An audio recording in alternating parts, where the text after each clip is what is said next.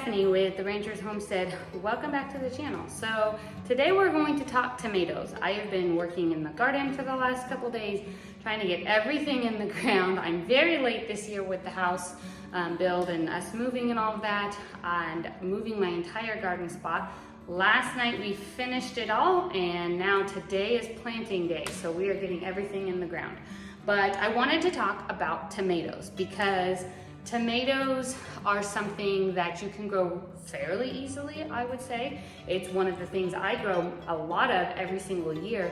The biggest thing though is, what do you do with all those tomatoes? So if you don't know how to preserve the food that you grow, it can be kind of a waste, because one tomato plant is going to give you a lot of tomatoes. So one of the things that we like is cherry tomatoes. I love to have cherry tomatoes. There's just nothing better than a garden fresh cherry tomato on a salad or just in a veggie tray or something like that. But you can get an overabundance of them. If you've ever grown a cherry tomato plant, you only need one or two of them and you will have enough fresh eating that you can handle. So what do you do with the rest of them? This is what I do. I freeze them. These are cherry tomatoes from 2022. So last year, I accidentally kind of reversed my bags and we already went through 2023. So these were the year before. This is the last bag of cherry tomatoes that I have. And I freeze them. So I slice them in half, flash freeze them on a cookie sheet, and then I put them in a bag like this. That way, you can use them all winter, all spring long, before your next round of tomatoes come up. Now these aren't going to be good fresh eating, so if you are looking for a tomato that you can slice up and just have, this isn't what you're looking for. But I'm going to show you today for lunch how to make a very simple tomato sauce using your frozen tomatoes, and it can be any kind of tomatoes. I use my cherry tomatoes. I also freeze other tomatoes until we're ready to use them, but these are with cherry tomatoes and they make the best sauce. So it's super easy. You can use it as a pizza sauce. You can use it as a pasta sauce. You can change up the taste to however you like. No need to skin them or seed them or anything like that. One thing to note, that I do actually use these in cooking as well. So if something calls for a jar of halved tomatoes or a can of halved tomatoes, if I don't have any of that on my shelf, I will take these out and defrost a cup or however many ounces it says to use. And once they defrost, you can just pinch them and the skins come right off, and then you can use them in any recipe. So freezing all of your cherry tomatoes is the best. But now we're gonna get some lunch on the table, and I'm gonna show you how to make a very simple tomato sauce, because we're gonna have spaghetti for lunch.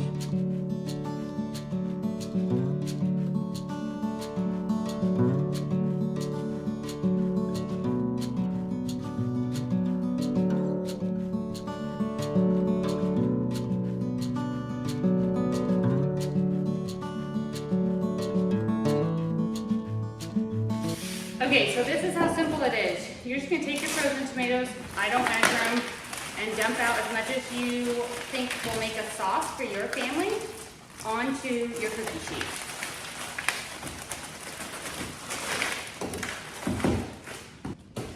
Some of these got clumped up, so if you can break them off and get them into a single layer, that's the best.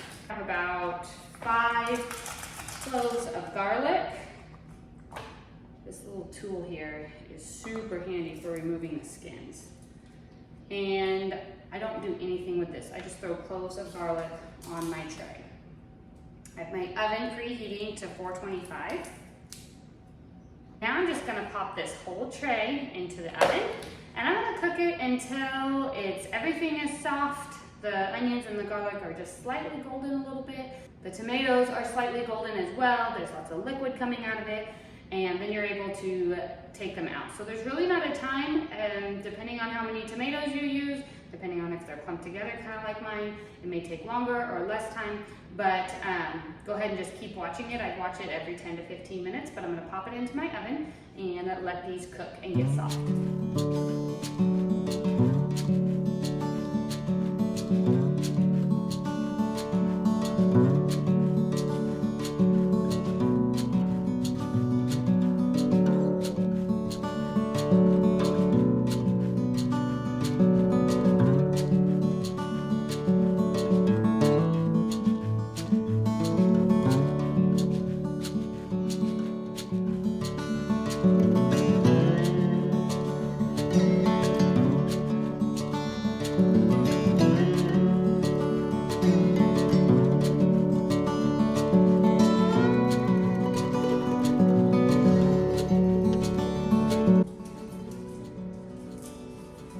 While our tomatoes are warming up or cooking, I am going to go ahead and start the boiling water for the noodles and the ground beef here to go into our spaghetti. So I'm just going to cook these up here. This is our home-raised ground beef here. I'll probably season it with a little bit of salt and pepper, but there's so much flavor in the sauce with those tomatoes that you don't need a whole lot of seasoning. Plus, I add some salt and seasoning to the actual sauce. I have two pots here going. One is for regular spaghetti noodles, the other is for gluten-free. I use the Jovial Foods gluten-free pasta. I buy them in bulk on Azure Standard, and I buy all the different shapes of them. I do make my own pasta usually when I do fettuccine, lasagna, raviolis, that kind of stuff. But for spaghetti and other quick pastas, I always have on hand the Jovial Foods gluten-free pasta. It is one of my favorite brands of pasta. There are some gluten-free pastas that are not very good. Jovial Foods is really, really good. So this is the Jovial Foods brand that I use. I just keep them in big spaghetti jars, pasta jars like that. But I keep cases of these down in my long-term food storage closet. So I always have the different ones just because they are the best brand and I can make something on a whim with pasta. Okay, the meat is almost done browning here, and then once it's done, I'm just gonna go ahead and churn it off because I'm gonna add it to the pasta with the sauce once my sauce is done. So I'm keeping an eye on the tomatoes. As soon as I start seeing the goldness, I can really smell the garlic roasting right now, which just makes it so delicious. And once they're done, I'm gonna take it out and let it cool slightly before I blend it all up into a sauce. Okay, so I took the tomatoes out. They probably took 15 minutes at the most. My meat is browned, and so I turned that off just to sit here. I seasoned it with salt and pepper, and now I've got my pasta cooking. So as soon as the pasta is ready to drain, I'll go ahead and move on to the next step with my tomatoes. So if you're in a real pinch and you've gotten your pasta done earlier, I would just throw that right into the blender and go ahead and go. But being that I am still cooking my pasta, it does make it easier if it's not piping hot straight from the oven. Okay, so I'm gonna go ahead and just pour this liquid and everything into my blender. My noodles are just about ready to be drained.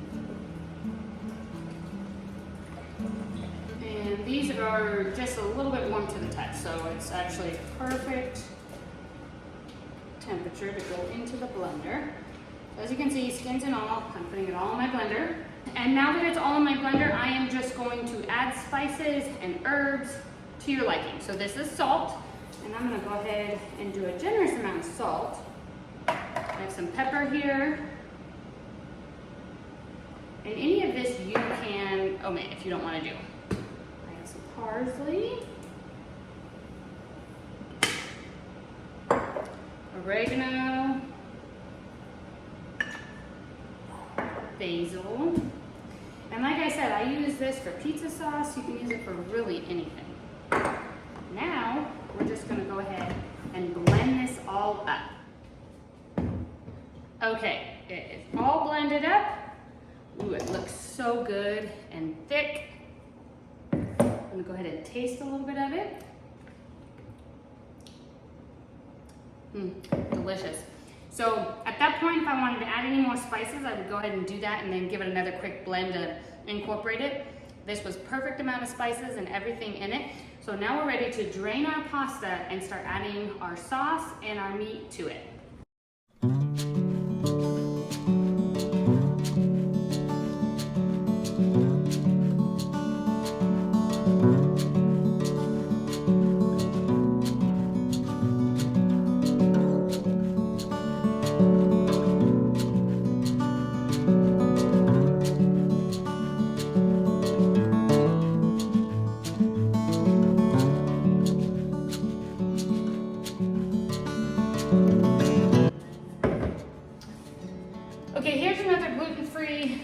tip for you. If you're dealing with both kinds of pasta, regular and a gluten-free, get 2 different color or style spoons. And never change it. So when I'm cooking gluten-free pasta, I always use this stainless steel one. If I'm cooking regular pasta, I always use this yellow rubber one.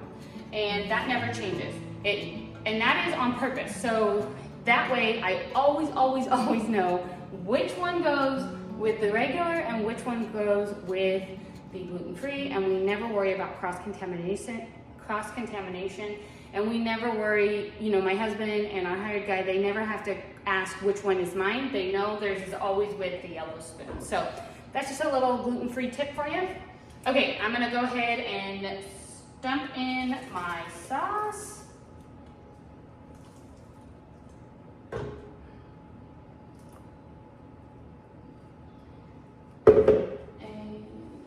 And then I'm gonna put in some meat.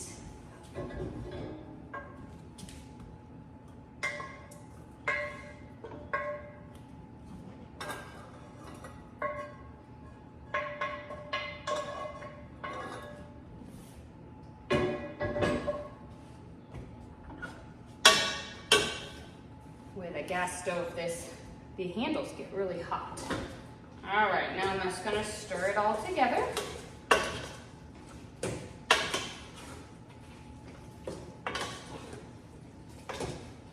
And we are ready for lunch.